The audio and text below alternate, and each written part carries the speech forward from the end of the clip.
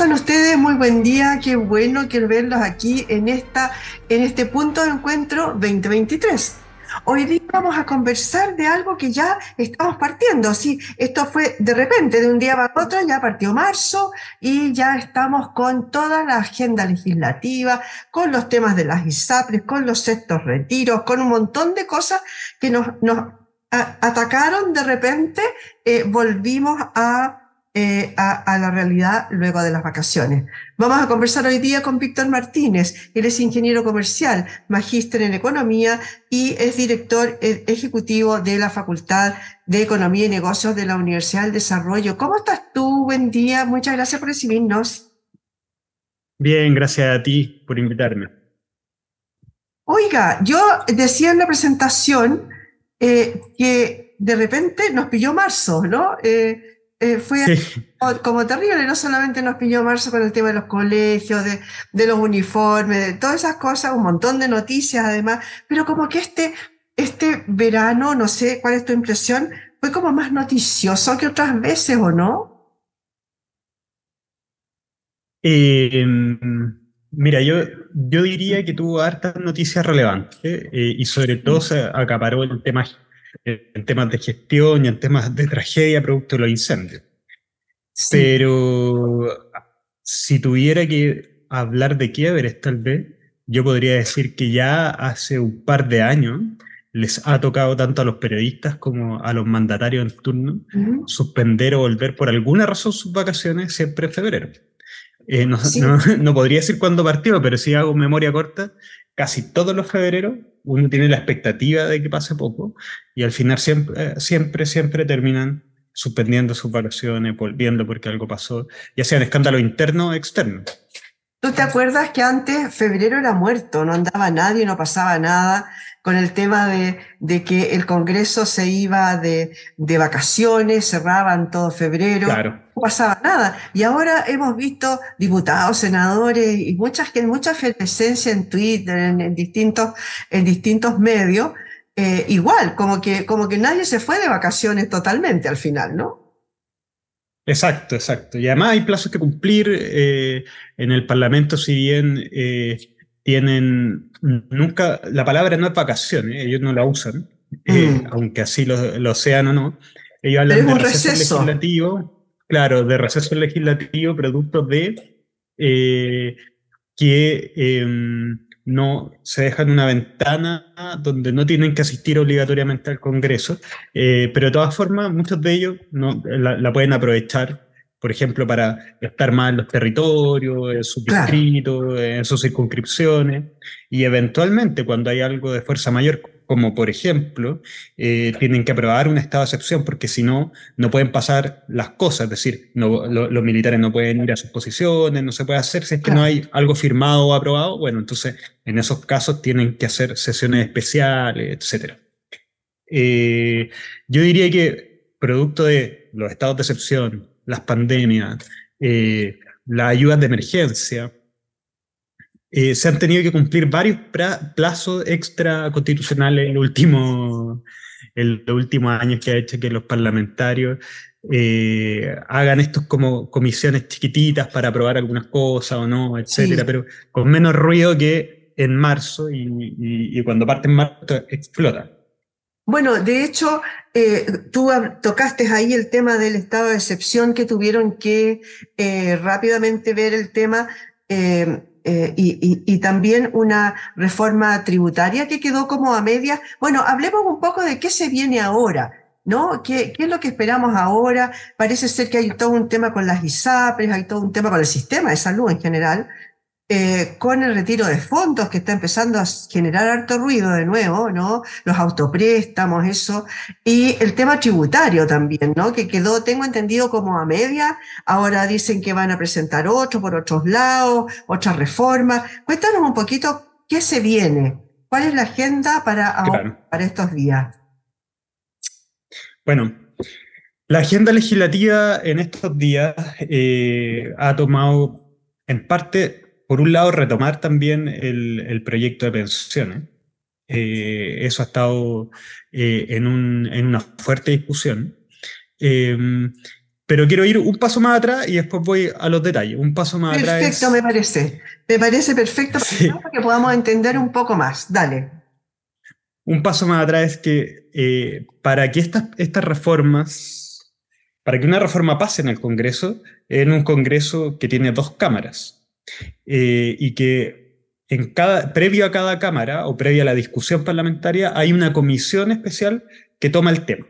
Entonces, si bien son 155 diputados, siempre hay comisiones que son de 10, 12 diputados, etcétera, o 7, ahí dependiendo de la comisión. Y en esa comisión lo que hacen es discutir algún tema. Por ejemplo, si entran las pensiones se tienen que discutir en la Comisión del Trabajo porque impacta el trabajo y también en la Comisión de Hacienda porque impacta Hacienda. Hacen sus informes, sus discusiones y después se va a la discusión en el primer trámite que se le llama, pasa a una de las cámaras dependiendo de dónde entró. Y el trabajo de estas comisiones genera información útil para que el resto de los parlamentarios que no estuvo en el detalle del proyecto pueda tomar una decisión de si aprueba o no aprueba el proyecto. Entonces, por eso son lentos de procesar, sobre todo estos proyectos grandes. Y este gobierno cuando entró dijo, voy a hacer... Espera, que estuvo buena la explicación que me dices respecto de estas comisiones. Muchas veces la gente no sabe, dice, se aprobó en la comisión. ¿Qué significa que ya se aprobó? No, que recién se aprueba la idea de legislar en buenas cuentas, ¿no? Claro. Y les dan antecedentes, como dices tú, o sea, es como un preestudio para que los legisladores no tengan que hacer esa misma pega a fondo como lo hizo la comisión. Pregunta, ¿por qué entran por Cámara de Diputados o por senadores? Dependiendo del tipo de ley que se pretende, o es simplemente por una cosa de que el que podría tener más rapidez es por el tipo de proyecto. ¿Cómo se selecciona eso? Las dos cosas, o sea, hay reglas constitucionales, que yo el detalle de esas reglas constitucionales no me las sé, habría que preguntarle a un abogado y está en la Constitución, así es que si uno tiene las dudas ahí, una vez se recurre a eso, que te restringen a que ciertos proyectos tienen que entrar o por el Senado o por la Cámara. También restringen la comisión por las que tienen que pasar, por ejemplo, los proyectos que significan plata para el Estado tienen que pasar por la Comisión de Hacienda. Entonces yo no me puedo saltar la Comisión de Hacienda, los proyectos y así sucesivamente. Entonces, aun cuando a alguien le gustaría que un proyecto pasara por una comisión, a veces por ley tienen que pasar por más de una. Por ejemplo, pensiones, tienen que pasar por trabajo y por Hacienda, al menos, si es que ellos quisieran más, etc. Y bueno, y el resto de cuando entra por una o por la otra, también es estrategia política. ¿Por qué? Porque el Senado son muchos menos, es mucho más fácil ponerlos de acuerdo y en general toman decisiones mucho más tranquilos respecto a la política en general. Los diputados son muchos más, por lo tanto son más heterogéneos y también son más revoltosos y les gusta marcar ideas políticas más fuertes. Entonces, en general, lo que puede pasar es que uno diga, mira, yo para darle fuerza a este proyecto quiero que se apruebe rápidamente en el Senado. Entonces lo meto por el Senado. Para dar una señal. U otras veces cuando lo meto por la Cámara, yo sé que incluso lo van a querer rechazar. Si lo rechazan, se va al Senado igual, en el Senado lo van a aprobar, y si lo aprueban, pero marqué el punto político de que pasara por la Cámara. Te doy un ejemplo concreto. Por ejemplo, yo no recuerdo si es que tenía obligatoriedad pero muchas veces esto lo hacen cuando discuten destituir algún político, una acusación constitucional. Entonces, cuando discuten destituir, por ejemplo, al presidente, entonces todos dicen, no pueden destituir al presidente. Bueno, pero la Cámara sabe que ellos no tienen la última palabra. Entonces, si la Cámara sabe que el Senado jamás destituiría a un presidente porque el Senado es más republicano, etcétera, ellos pueden jugar a, ¿sabes qué? Yo voy a aprobar la destitución de un presidente. que fue lo que pasó con la segunda acusación constitucional, en que aprueban muchas veces la Cámara para dar una señal política, a sabiendas de que después el Senado la rechaza y esto se cae. Entonces ya sabían que no se iba a destituir al presidente, pero ellos querían dar una señal política. Y lo mismo pasa con proyectos de ley, muchas veces que quieren rechazar o que quieren aprobar. Entonces, de repente las negociaciones se van armando, siempre los proyectos, además, las comisiones son relevantes en cuanto a construir un proyecto de consenso. No es solo ponerle números, porque, sino que es pedirle números a los ministerios. Los ministerios tienen mucha información y también tiene que ver con poner indicaciones, trabajar el proyecto. Entonces puede entrar un proyecto determinado y en la comisión le ponen indicaciones, lo cambian, entonces el proyecto que va avanzando a la otra comisión cambia, ¿no? Y al final el que tienen que votar los parlamentarios cambió mucho. Si es que en este proceso una de las dos comisiones, o sea, perdón, una de las dos cámaras rechaza y la otra lo aprueba, por ejemplo, se va a tercer trámite. Es decir, se hace una comisión mixta entre las dos cámaras. Y esa última es la que tiene la última palabra. Pone las indicaciones, se hacen los ajustes, y si es que esa la aprueba, se aprueba, y si es que se rechaza, se rechaza. Y hay proyectos que se demoran 10 años en pasar por ese proceso, otros que se demoran un día, como por ejemplo la baja, el retrotraer el precio de 30 pesos después del estallido social. Se demoró de la movilización. Un día, proyecto de ley, pasar por todos los procesos. Sí. Claro. Pero otros proyectos se pueden demorar infinito y otros no alcanzan, duran más de lo que dura un gobierno, por lo tanto mueren, como han sido sucesivamente los proyectos de pensiones, por ejemplo, que se quedan en el camino en algunos de estos procesos y después llega otro gobierno y pone uno nuevo y parte de cero. Aparte de eso, tengo entendido que hay tiempos, ¿no? Así como, por ejemplo, pasa con el tema de los retiros, para que volvamos un poco a que viene ahora, el tema de los retiros, que el quinto retiro tengo entendido que el año vence ahora en abril, por lo tanto, tenían que esperar, podía presentar uno nuevo hasta que no pasara al menos un año. Tengo entendido que con algunos proyectos de ley pasa eso. Si no los ponen en tabla, y de ahí la importancia de que él esté a cargo, digamos, de la Cámara en ese momento, de las cámaras en ese momento, si no lo ponen en tabla puede ir y morir porque no lo pusieron nunca para la discusión. Tengo entendido que también hay plazo. Pero volvamos a lo de hoy día. Hoy estuvo re buena la explicación porque yo creo que hay mucha gente que no sabe todo lo que tú nos contaste recién. Volvamos sí, es complejo. Pensiones, volvamos al tema de los fondos, retiros, etcétera, y volvamos al tema tributario que quedó a medias, tengo entendido, porque ya estaba en discusión, ¿no? Sí. A ver, partamos por el tema tributario. El tema tributario está en discusión. ¿Y qué es lo que pasa? Que se aprueban ciertas cosas, pero se aprueban en las comisiones y pasan a los siguientes trámites, y esos son grandes logros para el gobierno, quien conduce el proyecto, porque pasar una comisión significa no le pusieron indicación, estoy logrando consenso, y hay un trabajo ahí. ¿Dónde está topado ahora? Y en las conversaciones que han salido por lo menos a la luz, tiene que ver con la discusión del impuesto a las empresas versus el denominado impuesto a los súper ricos o al patrimonio. ¿Qué ocurre? El impuesto a los súper ricos o el impuesto al patrimonio es un porcentaje que se grava a el patrimonio, como dice el nombre, de personas que tienen mucho patrimonio sobre cierta cantidad con algunos tramos. Y ellas tendrían que pagar anualmente un impuesto. ¿Cuál es el problema? El problema es que la mayoría de los países que tuvieron dentro de la OCDE, la OCDE es una organización de países bastante desarrollados, en la cual están la mayoría de los países europeos, además de Estados Unidos, Canadá, y está Chile dentro de ese grupo. Y la mayoría de estos países, principalmente países europeos, tuvieron este impuesto en el siglo pasado y lo fueron eliminando. ¿Por qué?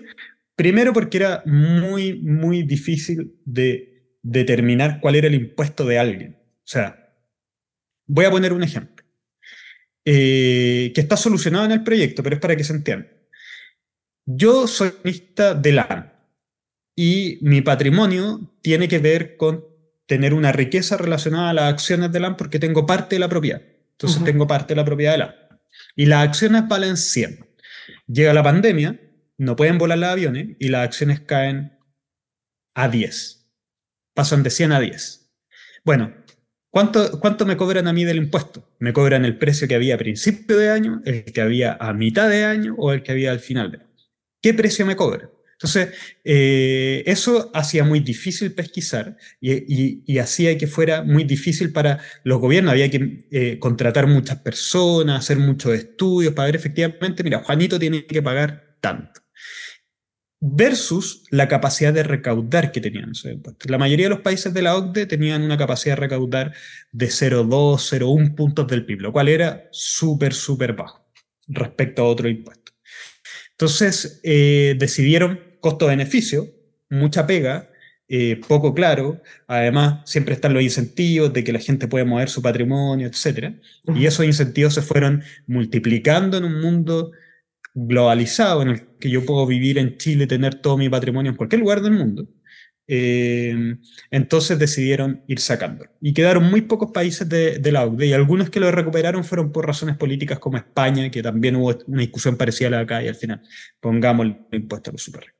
Entonces, la oposición no quería el impuesto a los súper ricos porque decía, hay otras alternativas, y en eso aparece una propuesta de los empresarios en general, o un grupo de empresarios, de la Cámara de Comercio, que son los empresarios asociados a esta Cámara, que dicen, mira, ¿por qué no, en vez de complicarse tanto con este impuesto a los súper ricos, en esta discusión en la cual estamos poniendo indicaciones, es decir, borrando partes del proyecto original y sustituyéndolas por otro, ¿por qué no, en vez de cobrar un impuesto a los súper ricos, subimos en un punto el impuesto a las empresas? Y ahí se genera entonces toda la discusión, porque lo que revela eso es que efectivamente el gobierno tal vez está buscando alternativas. Entonces parece que la discusión ahí a puerta cerrada de un par de gente que yo desconozco, pero al menos de afuera uno puede ver que el gobierno puede estar diciendo, mira, yo estoy dispuesto, si es que me dan buena alternativa, a sustituir el impuesto al patrimonio por otro. ¿Cuánto quiere recaudar el gobierno con ese impuesto? 0,4 puntos del PIB. Dice, si me dan otro que recaude 0,4, eventualmente yo elimino el impuesto a los súper. Y así avanzamos en trámites legislativos.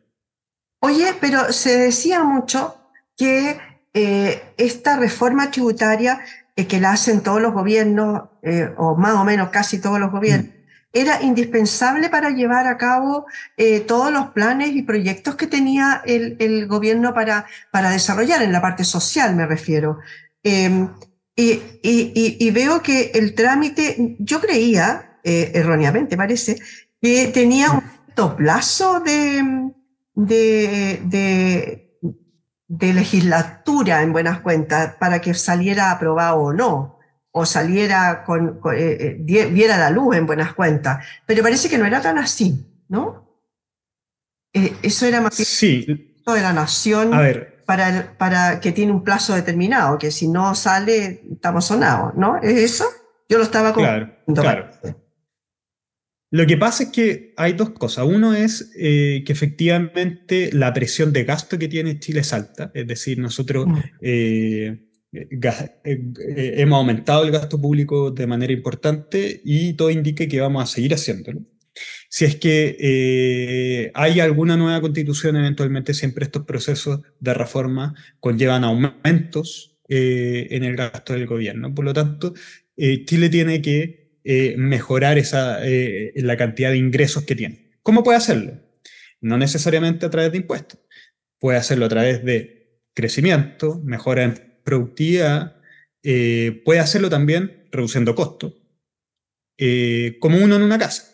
Pero también cambiando la estructura de impuestos. Y ahí está entonces, en ese contexto, siempre los ministros le ponen un poquito de color, digamos, diciendo, hay una urgencia para aprobar este proyecto. Mientras que la oposición dice, ¿sabes qué? Prefiero endeudarme un año y pagar beneficios sociales hoy día con algo de deuda, en vez de aprobar algo malo que va a quedar para siempre. Entonces siempre está esa discusión, esa tensión, y por eso aparecen siempre poniendo el punto y diciendo, mira, si es que esto no se aprueba ahora, no vamos a poder financiar, un poco cargando la responsabilidad a que lo aprueben para tener beneficios sociales. Pero en el fondo la discusión está trabada por razones técnicas de alguna manera. ¿Y cuáles son esas razones? El proyecto tenía ciertas características que estaban asociadas a aumentar la carga tributaria de las empresas y a los grandes patrimonios y a las grandes riquezas. Era un proyecto muy justiciero, por decirlo de alguna manera. Sí, Y pero por cuando otro uno lado, mira... sí, perdona. ¿Sí? Por otro lado, siempre se ha dicho que en realidad los súper ricos chilenos son poco ricos, digamos, en general, y lo que se podría recaudar en realidad es muy poco. A mí me hace más sentido, más lógica las cosas que tú dices con respecto del crecimiento, con respecto de incentivos de otro tipo, pero hacerlos todos juntos, ¿no? No solamente uno u otro, ¿no? ¿No sería como la lógica? Sí. Claro, acá el tema, por ejemplo, con las reformas tributarias, es que una cosa es la brecha, que se ha hablado mucho, por ejemplo, que Chile recauda menos de lo que recauda los Sí. países de la OCDE. Uh-huh. Pero la otra pregunta que nadie que no está en discusión es cómo lo hace la OCDE. Si yo miro, por ejemplo, la carga tributaria que tienen las empresas en Chile en comparación con la OCDE, Chile está dentro de los 3 países con mayor carga tributaria. Yeah. En las empresas. Entonces uno dice, bueno, pero si Chile está con una carga tributaria en las empresas tan alta, ¿por qué en el global está tan bajo? Y la razón es porque en Chile, a diferencia de los países que cobran harto en la OCDE, le cobran poco a la gente. Hay un montón de gente que está exenta del impuesto, a pesar de que pagan IVA, etcétera. Eso también lo pagan los países de la OCDE. Lo que pagan además de eso es un impuesto al ingreso, y lo pagan prácticamente todos. Entonces acá las personas que ganan 600.000 pesos mensuales no pagan impuestos a la renta. Y en cualquier país de la OCDE con el que nosotros decimos, oye, mira, ellos recaudan mucho más, les cobrarían. Entonces, acá la gran diferencia está en esos impuestos personales que por razones contextuales, políticas, etcétera, no se van a meter a aumentar los impuestos a las personas. Entonces, bueno, no les va a alcanzar aumentándole solo el impuesto a las empresas porque ya está bastante alto en la recaudación. Claro, y a lo mejor ahí con lo único que hace es incentivar el que se vayan a otros, esas platas, digamos, se vayan a otros lugares, que tengo entendido que también fue en algún momento un poco como un fantasma, ¿no? Decir, oye, si pasa esto, mucha gente va a empezar a sacar sus platas, mucha gente ya las sacó. No sé cuánto hay de verdad o no, o fue solamente un bluff todo esto. Pasemos a otro.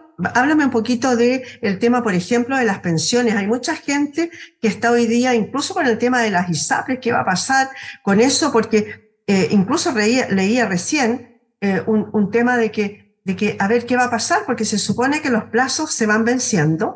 No ha habido ningún pronunciamiento, o sea, los pronunciamientos que han habido han sido negativos respecto del salvataje, no se sabe qué va a pasar, y por lo tanto hay mucha incertidumbre entre la cosa de las AFP, entre las ISAPRES.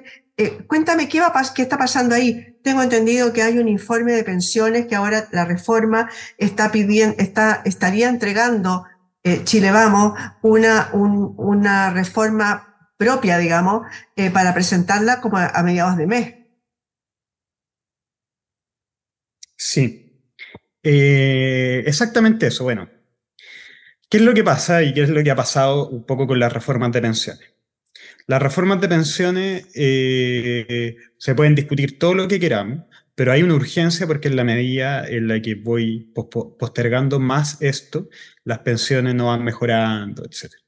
Entonces, lo que pasa desde que partieron estos proyectos es que, por un lado, los que hoy día son gobierno y en algún momento fueron oposición, tienen una idea súper clara, que es principalmente eliminar las AFP, reducir o eliminar la participación de cualquier sector privado y entregarle un monopolio al Estado. Esa es como su estrategia, así yo subo pensiones. Y por otro lado, la actual oposición tiene la idea de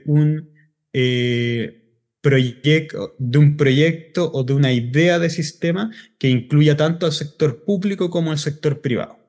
El sector público hoy día ya existe a través de la PGU, por ejemplo. El sector público se pone con las pensiones. Lo que pasa es que el sector público no recauda pensiones y no invierte en pensiones, etc. Entonces, lo que el gobierno actual quiere introducir es este concepto de las cuentas nacionales, que son una especie de reparto. Entonces, ahí hay ideas muy ideológicas que se encuentran y que durante años, y no solo ahora, durante años no han podido llegar a acuerdo. A eso se suma, en los proyectos, estos son proyectos de pensiones, los proyectos tributarios, son proyectos que estamos hablando de 400 páginas de proyectos, llenos de detalles, o sea, son proyectos que uno conoce la disputa más emblemática del momento, pero detrás hay cosas chicas que de repente atrasan semanas esto. Por ejemplo, para hacer un ejemplo respecto a algo muy técnico, totalmente fuera de lo ideológico que puede frenar esto. Y es decir, se ha hablado durante mucho que hay que subir la tasa de cotización. Se ha hablado de que ese número tiene que ser 6 puntos, es decir, subirla en 6 puntos porcentuales. Este gobierno en el proyecto de ley puso que esos 6 puntos los iba a subir en 4 años. Esos mismos 6 puntos, en el último proyecto que se estaba discutiendo antes, se subían 12 años. Nos podemos discutir una vida respecto a si son 4 o 12. ¿Cuál es la razón que hay detrás? Los que dicen que es 12 hacen el cálculo referido a la productividad que puede ganar Chile año a año. Entonces dice, mira, por razones de productividad, año a año, los más optimistas dicen que en Chile se gana cerca del 0,36% del PIB. Eso quiere decir que una empresa, por ser más productiva, gana 0,36% más. Es decir, el resto del 6% lo tiene que poner ella. Menor utilidad, reducción de salario, etc. Si yo calculo ese 0,36 y lo voy sumando hasta cuánto me llega a 6, para comerme solo toda la productividad, son 12, 13 años. Si lo hago en 4 años, el impacto va a ser más fuerte. Entonces, una discusión así, muy técnica, que no tiene nada de político, alarga el proyecto. Y a eso se suma la discusión de ideas políticas de cómo tiene que ser un sistema. Si el gobierno tiene que quedarse con todos los fondos y ser un monopolio, o una cosa intermedia, o lo otro. Entonces, este proyecto, la clave es que estén los puntos claros sobre la mesa y que traten de ponerse de acuerdo, porque la discusión es tremenda, y yo creo que, en mi impresión, y con esto cierro esta idea, creo que hay que empezar a como desdramatizar ciertos cambios. Es decir, si las dos partes se fijan la idea de que si no hacemos el proyecto perfecto, no aprobamos nada, vamos a estar igual que siempre. Lo que podemos hacer es ir aprobando mini reformas para ir avanzando, que se ha hecho y se ha aprobado 2 veces reforma al pilar solidario aumentándola. Pero eso no es suficiente. Entonces ahora la idea sería ir aprobando algunas cosas y dejando otras postergadas, etcétera, etcétera, porque si trato de reformarlo todo y arreglarlo todo y ponerme de acuerdo, es dificilísimo, las partes no están cediendo. Sí, pues sí, siempre se dice que lo excelente es enemigo de lo bueno. Entonces, esperar a que se haga algo realmente espectacular, cuando en todos lados, por lo demás, tengo entendido que va variando, ¿no es cierto? Han ido cambiando. De repente el tema del sistema de reparto ya dejó de serlo. Lo mucho que se habla también es de aquella tabla de supervivencia, ¿no? El tema de los no sé cuántos años, pero hay gente que dice que si lo bajan a 80, por decirle, tampoco le va a subir en forma dramática, digamos, no es significativo en buenas cuentas para lo que uno recibiría como jubilado, ¿no? ¿Es así? ¿Tú tienes esa misma? Sí.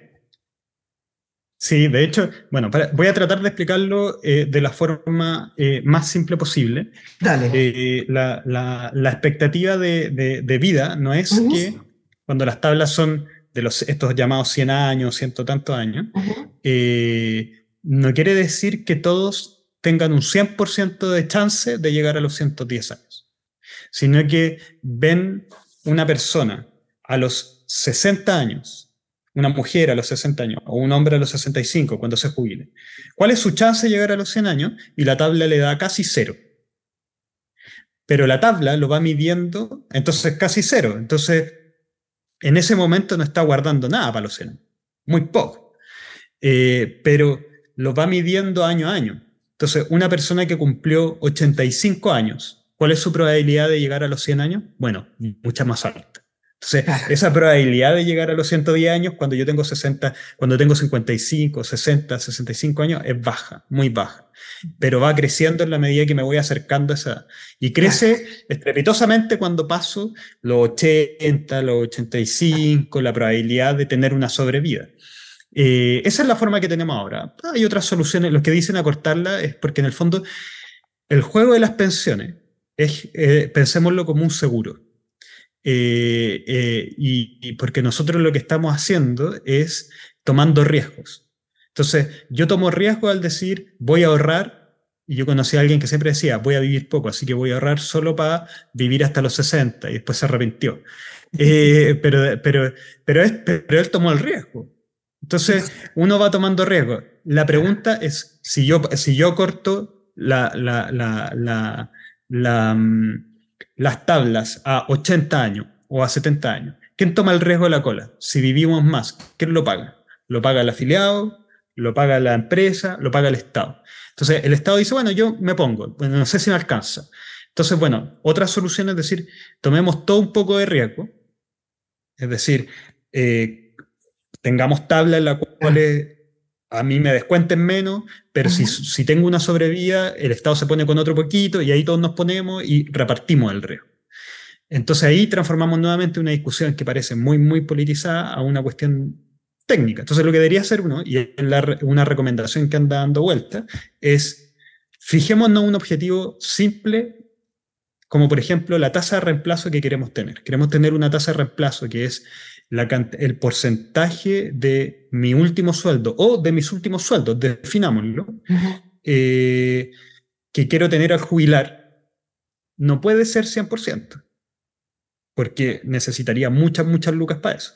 Pero puedo ser realista y decir el promedio del AUTE. Bueno, con esas tasas de reemplazo, hagamos una política que tenga poco impacto en los mercados y que asegure una tasa de reemplazo según ese objetivo. Eso puede ser un objetivo simple y uno se hace todas las preguntas, como por ejemplo, bueno, pero esto 6% o 3%, en 10 años, o sí, bueno, ¿te mueve la tasa de reemplazo? ¿Genera un impacto? Sí, no, listo, se pasa a la siguiente pregunta. Y así, esa pregunta de fondo no está. Hoy día se habla de pensiones dignas, que eso puede ser tener una pensión de 500, de 200, de 2 millones. ¿Cuál es el objetivo? Entonces, ese es el tema. Sí, pues depende, la dignidad depende de cada persona en realidad. Hay mucha gente que dice, sí, yo gano X, pero es que yo con mucho menos no puedo vivir. Así gane 4 millones o gane 400.000 pesos, ¿no? Oye, Víctor, voy a tener que despedir porque se nos acabó el tiempo, no alcanzamos a hablar de los retiros de fondos, de ninguna de esas otras cosas, pero bueno, viene bien nutrida la agenda legislativa y ojalá que, como dices tú, se pongan luego de acuerdo, porque hay algunas cosas que se estiran y a lo mejor va a pasar a otro gobierno y vamos a seguir con el tema de la reforma de pensiones. ¿Cuántos años lleva el tema de la reforma de pensiones ya en el Congreso? No esta ley, pero... Por lo menos, claro, por lo menos pensemos que una gran reforma se empezó a negociar ya concreto en el Congreso en el segundo gobierno de Bachelet. Sí, pues. Eso significa que son 3 gobiernos de 4 años. Exacto, ya lleva como 12 años dando vuelta el tema de las pensiones. Si ya hubiéramos hecho desde el comienzo, ya los 12 años habrían pasado, ya tendríamos ese 6% de más a lo mejor. Anda a saber tú a qué conclusiones hubieran llegado. Muchas gracias, Víctor, por haber estado hoy día con nosotros. Gracias a ti por la invitación. Muchas gracias le damos a Víctor Martínez, ingeniero comercial, magíster en economía y director ejecutivo de la Facultad de Economía y Negocios de la Universidad del Desarrollo. Gracias a ustedes, señoras y señores, por haber estado en este punto de encuentro 2023.